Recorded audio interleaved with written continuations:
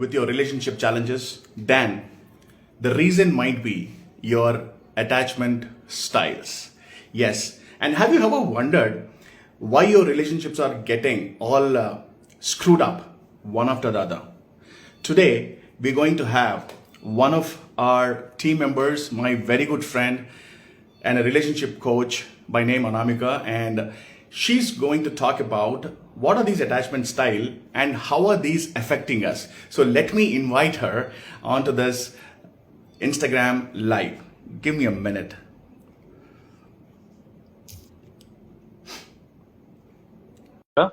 So give me a minute. Let her join this Instagram live. Where are you tuning from? Hey, Anamika. Hey, Kumar. Good evening. Hello, everyone. Good evening. People. Absolutely. And put it in the comments, where are you tuning in from? Which city, which place? We want to see that. We want to see those, let us know where are you tuning in from, so that we know where are you watching it from. Hello, everyone. I see Vikesh, Karthik, and quite a few others. Vicky, Ashish. Fantastic. Thank you so much for joining. Today, welcome, everyone.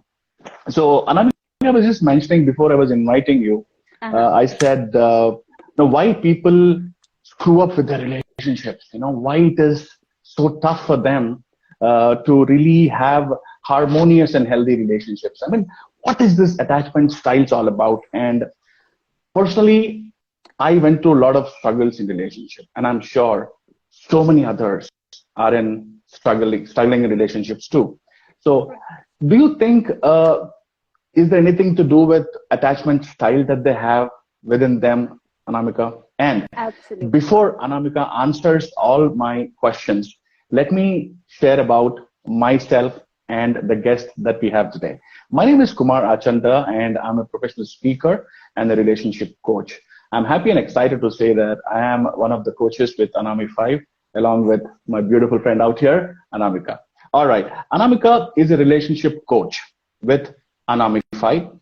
She started 𝗖𝗹𝗿𝗵 in the year 2019 as a coach to help people heal and reconnect with themselves, live with awareness, and create an amazing life as per the truest expression. She has till now worked with 1,000 plus people one-on-one and in groups.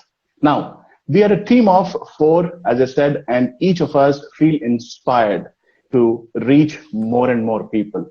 And as a team, 𝗖𝗹𝗿𝗵, our mission is to help more and more people create conscious relationships and live a fulfilling life. That's Anamika for you, ladies and gentlemen. Show your hearts, show your hearts, let those hearts flow on the screen, and we would love to see that you just heard the introduction. Anamika, my question to you is, who you help?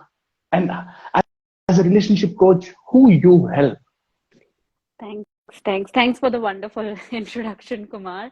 And me personally, I have had this inspiration that working with people my age, or people who are in this age group of 30 to 40, and they are actually beginning their relationships, and they are kind of seeing repeating patterns.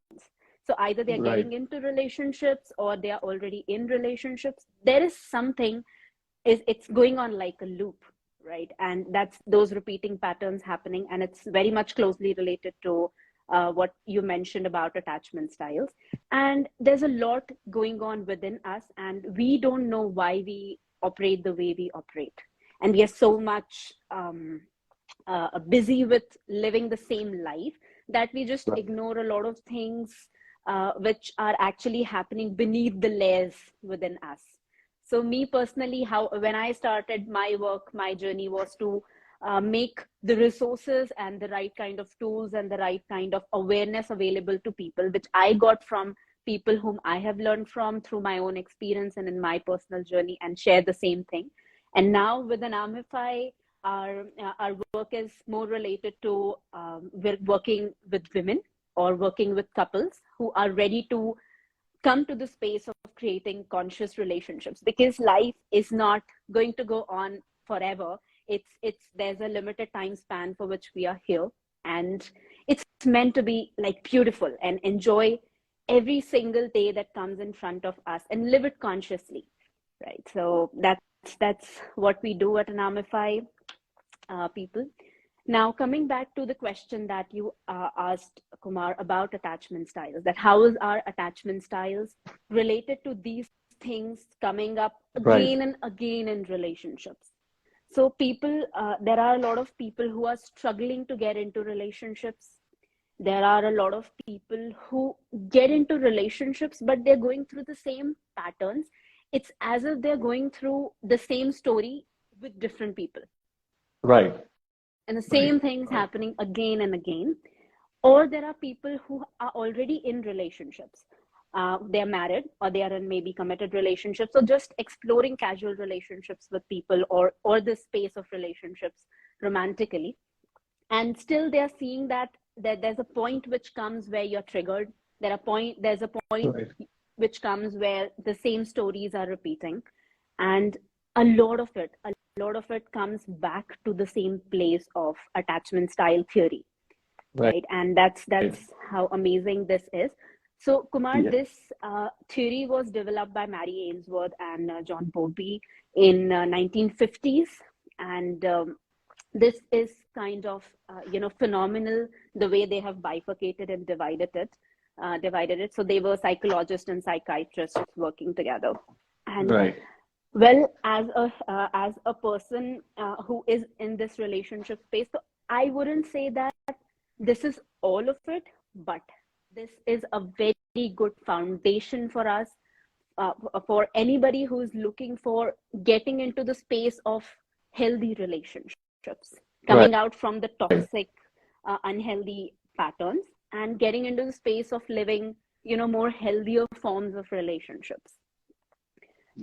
So this is kind of foundational. This is not the end of our healing journey. This is just the beginning of our healing journey, our evolutionary journey. But then this in itself is foundational. Fantastic. And I totally connect when you were saying, these are some of the patterns that we develop over a period of time. And I think we develop this in early childhood as well. And I've been through so much, I'm sure people, when you get just triggered and you shout and scream on it could be family, it could be your partners, and they just don't know why we are doing it. And after we are done, we sit and contemplate and think, this is not the right behavior. That comes. How many of you actually believe that? Please type in the chat box. You just do it. Out of that anger and whatever triggered, and later you sit and regret as to why this happened. You are not that kind of a person, is it? So I keep wondering, 𝗕𝗹, and I really want to ask you, what are these attachment styles that you were just talking about? The psychiatrists and psychologists discovered, and can you please brief our audience about these attachment styles? What are these? Right. Like you very rightly said about how we pick these conditionings and beliefs and, the way we operate from our early childhood. So as children, we are like sponges. We absorb everything. So we don't know language. We don't know our words. We don't know how to express ourselves in a very articulate way. But we have our eyes, we have all our senses working, and most importantly, we don't have an identity developed around us. So we're still like in Hindi we say, 𝗕𝗏 𝗿𝗺. So we are like that, right? We are in just our natural space, moving from one place to another and just engaging with absorbing and watching people. Now, because we don't have a self-identity developed around us, and when we were born as children, right?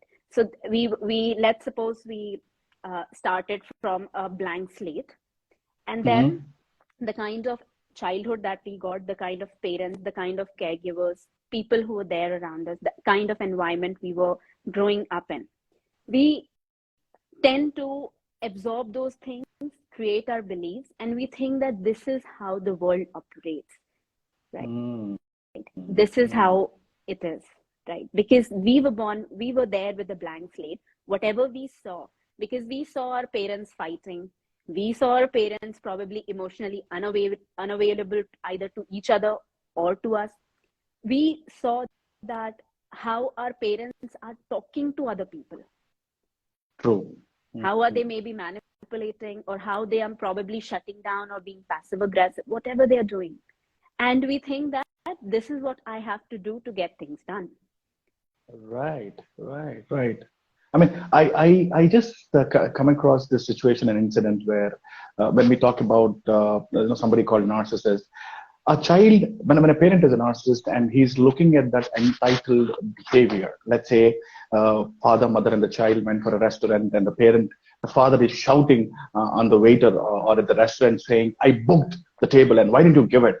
And the child is actually listening to what the father is conveying, how he's communicating. And I know what happens then. The child thinks, oh, this is how I need to behave, is it? To really get my way. And that's where I think the children learn this entitled behavior. Just an example. Is that what you're saying when you're saying that we are sponges? Yeah. And even in today's era, for an example, now people are more literate and people are more educated. So now we are more kind of aware about these things. So the same father goes to the child and tells him a story that you have to be sympathetic to people. You have to talk nicely to people. You have to be empathetic to people. The child is even more confused now. I just saw you shouting at the waiter, and now you're telling me. So what they have learned till now is that it's okay to shout at people. It's okay to show the entitled behavior, but then it's okay for you. It's okay for me, but I have to tell other people that they are not supposed to behave like that. Right. And this is just an example. This goes on 24/7 till the age where it goes on for the whole life, but our main identity is created till the age we are 6, 7, and 24/7 we are observing these things. And now we were born without any glasses, but now we are wearing our glasses probably of yellow, blue, green, red, whatever color. And we are going to see now the rest of the world. Now we are going to project what we have within ourselves, what beliefs and what conditionings we have developed on people whom we encounter. All right. Makes sense. And people, if it's making sense to you, just drop in those hearts, show those flying hearts, and also comment, what did you resonate with? Which point did you, get that attention? What point did it make sense? Please put it in the chat box. All right. So that's how we develop these attachment styles, is it? So, okay, we talked about what is this attachment styles, how is it developed from childhood, and children observe and they learn things. Now, my next question is, what are the types of attachment styles are there? And could you please share that? Sure. So basically, there are we categorize it into 2 categories. The first category being secure, and the next category being insecure. Right. So secure people are those people who feel okay to give and take. In simple terms, if I have to explain, it's okay for me to give. It's okay for me to take. Right. So they have no problem in giving. They have no problem in receiving. They feel secure. Right. But people who fall in the insecure category do not feel secure. As simple as that. Now, there are 3 different behaviors, 3 different categories of insecure attachment styles. The first being anxious preoccupied, the second being dismissive avoidant, and the third being fearful avoidant. So now, people who are in the category of anxious preoccupied, they crave intimacy, they want to be in relationships, they're always in relationships because they feel that they're ready for that intimacy. But there are people who seek constant validation, reassurance. They even if their partner is loving to them and is just behaving normally, they would keep questioning it in their heads. Is it going fine? Is she feeling like that? Is he feeling like that? And so there's always this anxiety which is going deep within their being, that something is wrong. Right. something is not right. So they need conscious reassurance that please stay with me, be with me, don't leave me. Now, coming Right. to dismissive avoidance or avoidance per se as a whole category. So Mm-hmm. they push people away, right? So, but the difference between dismissive avoidance and fearful avoidance is that fearful avoidance fall in the category of push and pull. So they crave Mm-hmm. intimacy, but they are so afraid of intimacy that they want, but then they push. Like, I want Hmm. you, but then I don't want you. So it's that there's a lot of confusion that goes on there. Then dismissive Right. avoidance are people who feel that I'm just okay being alone. I don't need anybody. I'm just okay. I'm Hmm. a loner. I don't want people. But the truth is that in this world, wherever you go, there are relationships, right? Yes. Yes. Right. So So that's fantastic. just a So brief of how it looks like. There's so much depth and so much in each of these categories, which comes in when we talk about attachment style. So right. we'll talk about Right. it. And I'm sure when you talked about these two attachment styles, mainly one is insecure and the other is secure. And insecure, we have three different patterns. One is anxious, preoccupied. I was just trying to make a note: anxious, preoccupied, dismissive, avoidant, and fearful, avoidant. So more on these attachment styles, as Anamika was mentioning, that it has much more depth in it. She just explained it in very brief and short. So whenever we do these live sessions again, probably next time, we will dig deeper into each one of the attachment styles. Would that be okay, Anamika, where we come together and explain them as about each attachment style in depth? Absolutely. We will be doing that, and we will also talk about, Kumar. I guess it's really important that if we keep aside your just the personal evolution part of how you're going to grow as a human being and everything, when it comes to just general way of living, even this Hmm. foundational level of work of healing that you do with yourself, and Right. you just move from the insecure attachment style to the space of secure attachment styles, you will be having a good life, because you will be Nice. experiencing healthy relationships in your life, right? So now Fantastic. everything that you do for your personal evolutionary journey, that will be a step forward for you, but this can bring you to a place where you can be happy in relationships, right? So we will be also talking about how do you move from insecure to secure attachment styles in the upcoming videos, and also specifics to how you can heal your insecure attachment style. Fantastic, fantastic. So, ladies and gentlemen, whoever is watching, whether they're watching live or you're watching recording, put it in the chat box if you knew these attachment styles before, and are you falling into any of these categories, or do you know someone who is falling into any of these insecure or secure categories? And by the way, how many of you want healthy and harmonious relationships? You might be asking, Kumar, what a stupid question. Everybody wants it, isn't it? I mean, everybody wants to be happy in their relationships. And friends, let me tell you, the topic today was how your attachment styles have a direct impact on your romance. So it's not just romance. I think, Aramika, tell me, I think it affects every area of our life, isn't it? I mean, that's what you were mentioning. I mean, it's not just romance. Maybe our topic is about romance today, but it affects every area and True. every relationship, right? True. So there's one more important cue when it comes to attachment styles. So it's not that linear. That right. That I Okay. pick up myself and I place myself in one of the categories. That this is what I am.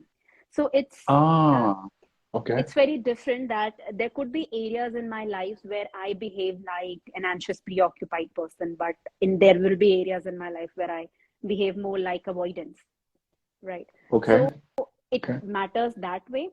Obviously, there will be some primary category I would be having with a pinch of here and there of different categories coming into it. But it's not that Mm. linear that we can just, circle it around. There are also people who struggle more with romantic relationships. They struggle Right. less with relationships at workplace, maybe relationships with friends. And for an example, there's a person who has issues trusting, right? Now, trust can be at many different layers and intensities, right? That maybe I'm not fearful to give you money, but then I'm fearful that in case I get too close to you, then you're probably going to leave me and I'm going to feel abandoned and rejected, right? So it's not that linear. Our lives are so multidimensional, and we are so multidimensional in ourselves. So each specific person is like a different case in itself. Okay. So after listening to this, what I understand is that everybody has this mix of everything, mix and match of all this, whatever, 4 attachment styles that we talk about, 3 insecure and 1 secure. Am I right, Anamika? Yeah. Everybody has the mix. Yes. Okay. Yeah. Okay. All right, people. If this conversation to various degrees, yes. And ladies and gentlemen, if this conversation is making sense, please share this video. Please share this conversation in your network. Let people know what are their attachment styles and how can they have conscious relationships. All right, my next question. We knew what is attachment styles, point number 1. Point number 2, we spoke about what are the various types of attachment styles we have. Okay, and now the most important question, $1 million question. How would I know what attachment style I am falling into, or anybody's? Right. So how to identify? How to identify? Yeah. So there are tests online. We also have a test on our website, so people can just go. You can just write us an email or subscribe to our newsletter to receive the link for the test. But I'll just share. You can take tests there, and if you can just listen to these certain cues, then probably you'll be able to understand that, okay, this could be my primary attachment style. So secure people, so they are okay to give and take, and they believe in interdependence. So they do not push people away, but they are okay to be with people, and they're also okay to be alone. Right. They're okay in relationships and they're okay alone. So those are the secure people. They like intimacy, right? They're not rejecting intimacy, but they're not also running behind intimacy all the time, right? So now they're low on anxiety and low on avoidance because they feel secure in their space. Now, coming to insecure attachment styles, the first one that anxious, preoccupied.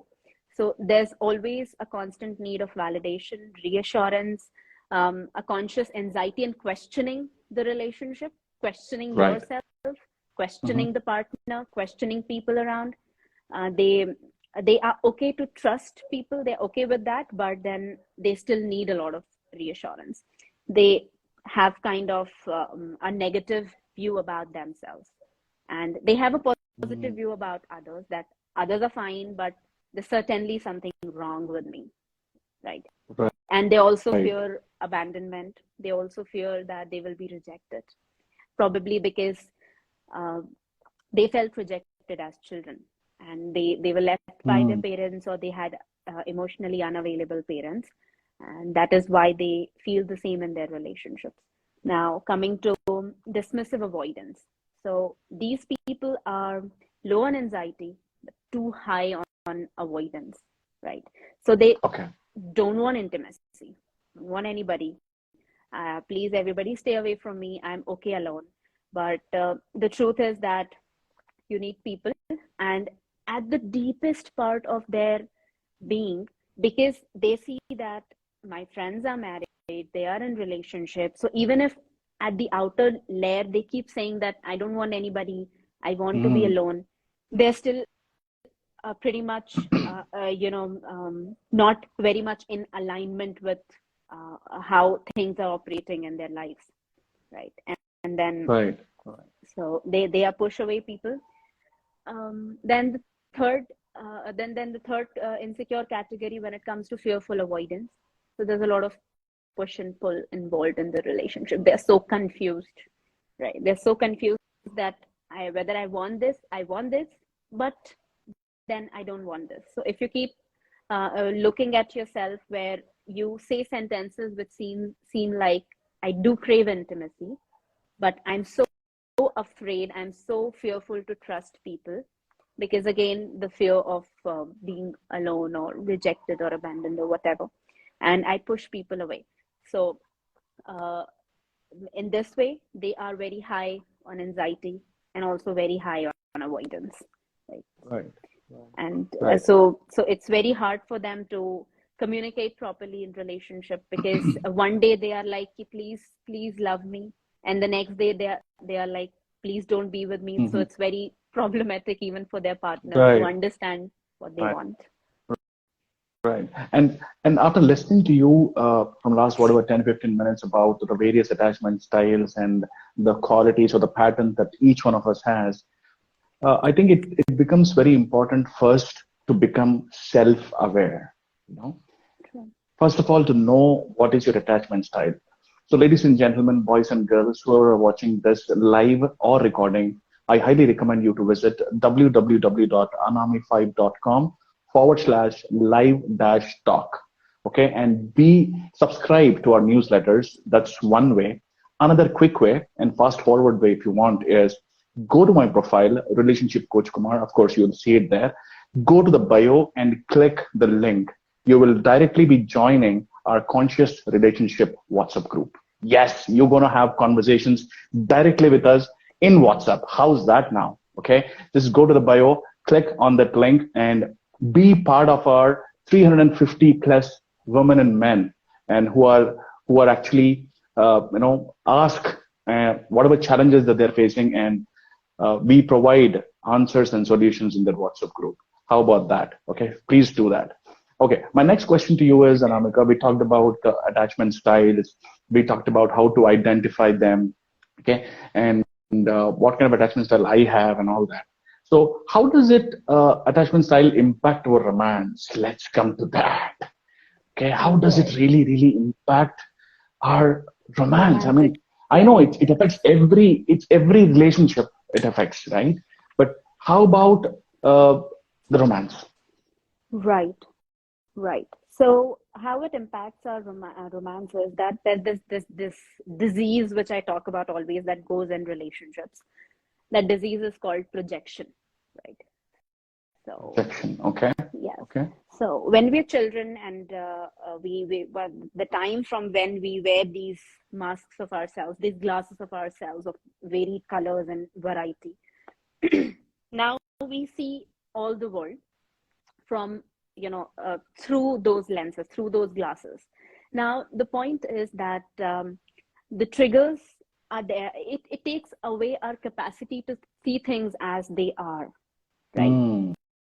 So the same story is happening. Maybe the same story is happening to me and you, but I become anxious, you don't, right?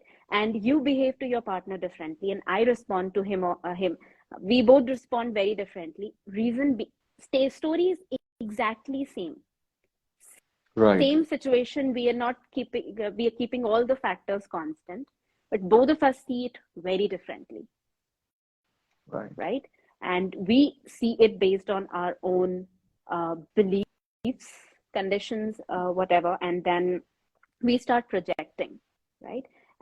And even if the next person is not saying or meaning to say what they are saying, we project our own fears, our own trauma, our own wounds, and our own triggers upon it.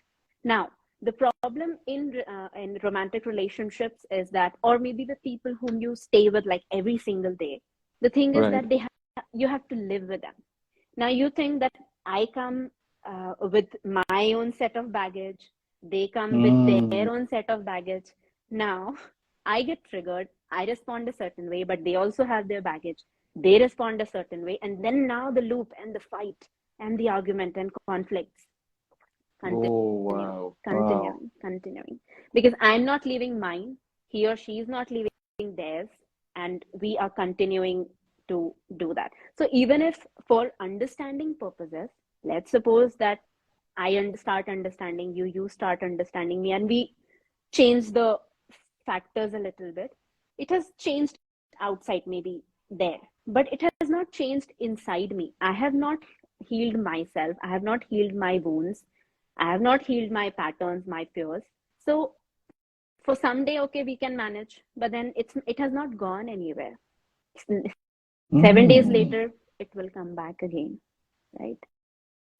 Right, right. And this makes so much sense. I mean, two of them coming with their own baggages. And I recollect, one of our coaches, Akarma, saying, unhealed will attract unhealed, healed will attract healed. So, ladies and gentlemen, boys and girls, if you feel that you don't have a right partner, let me tell you, you got to become one first. Yeah, am I right, Anamika? So true. Yeah. Absolutely. Bang on. Right. Yeah. So that is very true. Go ahead. That we all are looking for right people, because I want to change you, but then I don't want to change myself, because that takes effort. Correct. And to heal it takes effort. It takes work, ladies and gentlemen. I mean, it's like growing exotic flowers in your home garden, isn't it? Weeds grow just out of the crack of the wall. It doesn't really take any efforts to grow weeds. Do you grow weeds? No, right? But to grow exotic flowers that need sunshine, you need to have good soil, healthy soil, and so much work, isn't it? So makes sense so much. And you're talking about carrying baggages, Anamika. So how do we drop those baggages? I mean, I know that you guys are coming up with something called retreat, the Shakti element. Now I want to know, is this retreat dropping the baggage thing, or what is it all about? I mean, could you please share something about the Shakti element? Sure. That is actually very true, Kumar. So dear ladies, so because this retreat is going to be only for women, so dear ladies, so when we started thinking about this, Shakti element retreat, and we were formulating these, and we were, trying to bring out whatever work we have done and to make out something out of it. So the first point that came to our mind is that it has to involve a lot of catharsis. And Kumar, healing yourself is the toughest job in the world. I agree. Toughest, right? To be able to sit with yourself, your emotions, not judge yourself, accept each and every single part of you and love it, right? And just love all of you. It's not easy, because the problem is not that other people judge us. The problem is why we get triggers is because what they were saying was making sense, and I'm judging myself. So this was the first thing that came to our hearts, that it has to involve a lot of catharsis. Because people are going on living their lives with so much bulk, so much baggage in their lives, and that has to go. Because if there's a dirty room and there's a lot of garbage around, so you won't start decorating the room, right? You first have to clean the garbage, empty the space, then you put whatever you want to put there. Absolutely. And when you said that, Anamika, I recollect that if you have to get new things in your life, get rid of the old ones first. Am I right? Because when you get rid of the old ones, you're actually making space for those new things, new relationship, new partners, or healthy and conscious relationships in your life. Am I right by saying that? Absolutely. No? Absolutely. And and ladies and gentlemen, this retreat, which Anami 5 as a team is conducting, probably somewhere in January, and it will be announced, of course, in our next live or on our post. If you're not following our page, I request you to follow and also share this video with all those women who are going through relationship challenges, and it's going to help them a lot. And if you want to know more about the retreat, I invite you to join our Let me share some interest. more pointers for the ladies who are watching this video, so that they can benefit from it or find inspiration to come, actually. So absolutely. So along with who would attend? who all should be attending this, Anamika? When you said it's women, it's very clear that it's only for women. Right. So now, who should be attending? What kind of people should be attending? Yes. So people who have gone through any kind of abuse in their lives, maybe physical, sexual, verbal abuse in their childhood or relationships or throughout their lives, and um, they are going through this emotional trauma. They probably are Right. overthinking all the time, confused. They are gaining weight. So these things, the trauma and emotional wounds that we collect, they over a period of time start showing up in our bodies, right? And women who Mm. are going through infertility issues, who are unable to conceive, or who are going through abortions, maybe women who are suffering from PCOD, PCOS, women who are suffering from any kind of um, ailments, physical ailments like muscle pain, body pain, right? All of these physical things are a part of it. There's a long list of how these emotional trauma comes out. So this retreat is like a detox, is a complete detox for you at an emotional level, at a physical level, and also at a spirit level. Because once we have done this catharsis work and we have cleansed the baggage we have been carrying, we get into cleansing our chakras, opening them, initiating and activating them.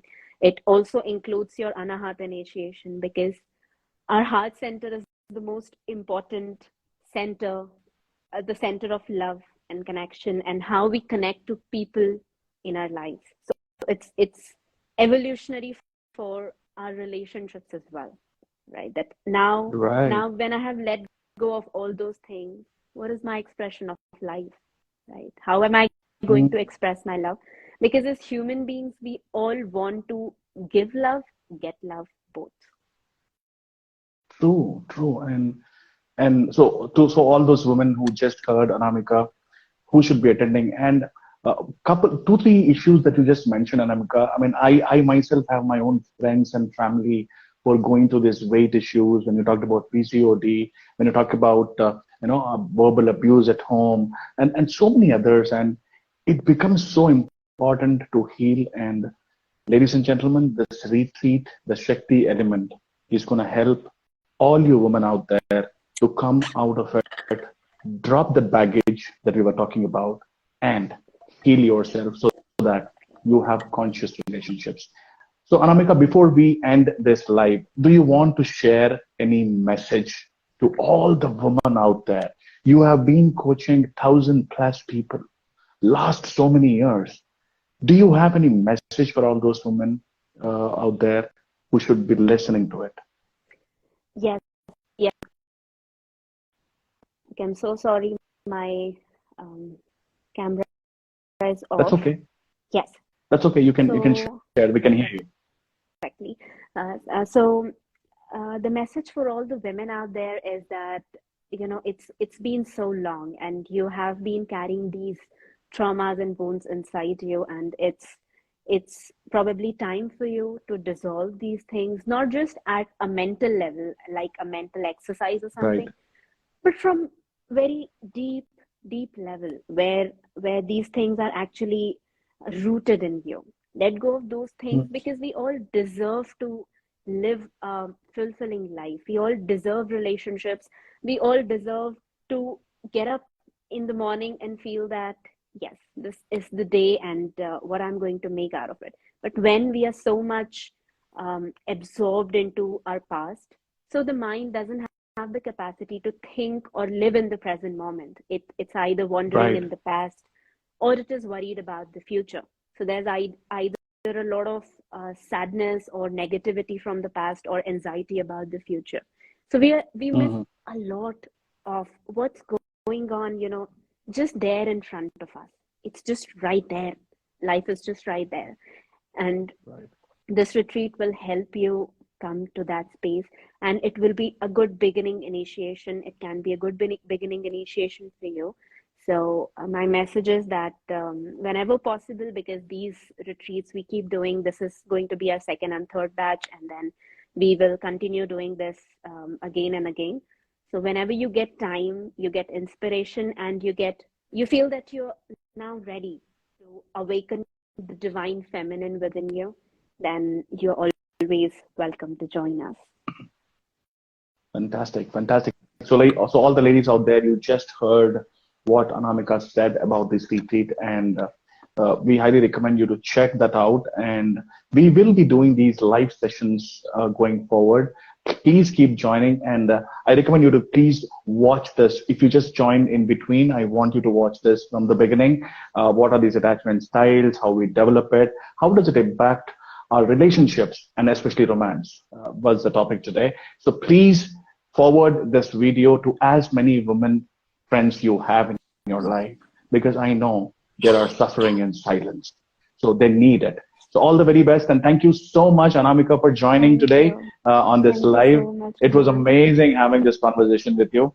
So do check out my profile. Thank you.